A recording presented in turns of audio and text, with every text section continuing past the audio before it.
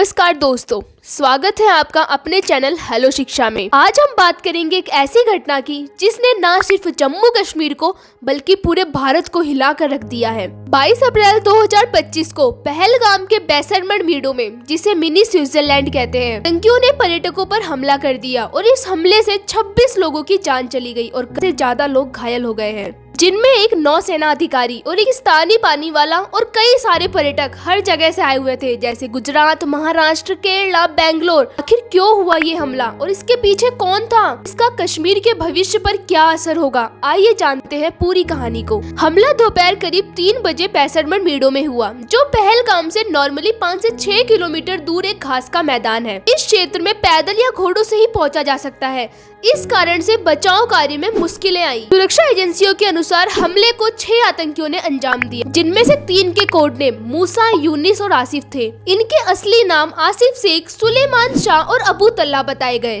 हमले की अगुवाई आसिफ फौजी ने करी, जबकि इसका मास्टरमाइंड लश्कर-ए-तैयब का आतंकी सैफुल्लाह कसूरी था। आतंकियों ने जंगल से निकलकर पर्यटकों पर अंधाधुंध गोली चला दी। उन्होंने कहा वो महिलाओं को और बच्चों को नहीं मारेंगे, केवल पुरुषों को मारेंगे। क्यों मारोगे भाई पुरुषों को? क्या पुरुषों में जान नहीं होती है? वो सब आए थे वहाँ पर घूमने, केवल छुट्टियाँ मनाने आए थे वो लोग वहाँ पर, और उनकी कहानी सुनोगे तो आप सच्ची में रो दोगे। आतंकियों के पास AK-47 राइफलें थी और उन्होंने हमले से पहले इलाके की रेकी भी की थी।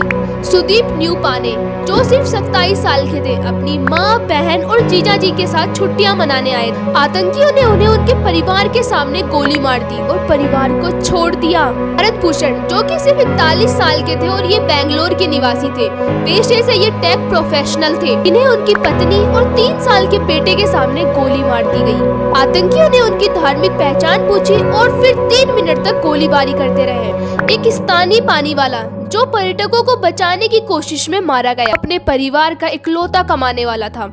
पहलगाम जम्मू कश्मीर का एक बहुत ही फेमस पर्यटन स्थल है। हाल के वर्षों में पर्यटकों की संख्या बढ़ी थी। आतंकियों का मकसद पर्यटन उद्योग को नुकसान पहुंचाना था, जो स्थानीय अर्थव्यवस्था का एक बड़ा हिस्सा था। हमले के बाद 80 से 85% बुकिंग्स रद्द हो गई और बहुत सारे लोग कश्मीर छोड़कर चले गए। खुफिया रिपोर्ट्स के अनुसार हमला क्षेत्र की आर्थिक स्थिरता को अस्थिर करने और सामुदायिक तनाव भड़काने के लिए डिजाइन किया गया था।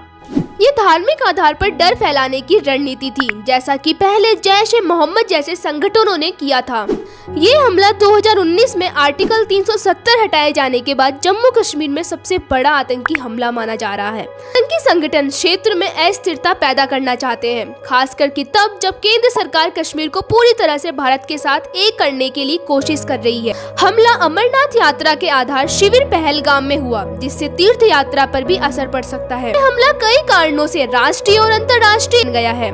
प्रधानमंत्री नरेंद्र मोदी ने अपनी सऊदी अरब यात्रा बीच में छोड़कर भारत लौटे हैं और कैबिनेट कमेटी ऑन सिक्योरिटी की बैठक बुलाई है। गृह मंत्री अमित शाह ने श्रीनगर और पहलगाम का दौरा किया, पीड़ितों के परिवार से मुलाकात की और वादा किया कि आतंकियों को बिल्कुल भी नहीं बख्शा जाएगा। अंतर्राष्ट्रीय स्तर पर अमेरिकी उपराष्ट्रपति JD वैंस, नेपाल के प्रधानमंत्री KP शर्मा ओली और अफगानिस्तान की तालिबान सरकार ने हमले की निंदा करी है। जम्मू कश्मीर में ये पहली बार नहीं हुआ है, आए दिन ऐसे हमले होते ही रहते हैं। सरकार कुछ भी कर ले, पर ये हमले रुकते नहीं है। आए दिन किसी की जान चली जाती है। परिवार से पूछो कि इस जान की कीमत क्या होती है, वो भी नहीं बता पाएगा कि वो इतना अमूल्यवान था। जम्मू कश्मीर से आर्टिकल तो कब का हट गया, लेकिन वो आतंक का डर अभी तक नहीं हटा है। पता नहीं, ना जाने कब इससे छुटकारा मिलेगा। पहलगाम में जो ये घटना हुई है, ये सब सोचकर तो रूह कांप जाती है। मेरा सरकार से बस यही निवेदन है कि जल्दी से जल्दी आतंकियों को सजा दी जाए और सालों को फांसी पर लटका दिया जाए, ताकि फिर कभी किसी परिवार के किसी भी बंदे को मारने से पहले 10 बार सोचे। इतनी कड़ी से कड़ी सजा मिलनी चाहिए। आप भी मेरे अगर इस विचार से एग्री करते हो तो कमेंट में जय हिंद जरूर लिख देना।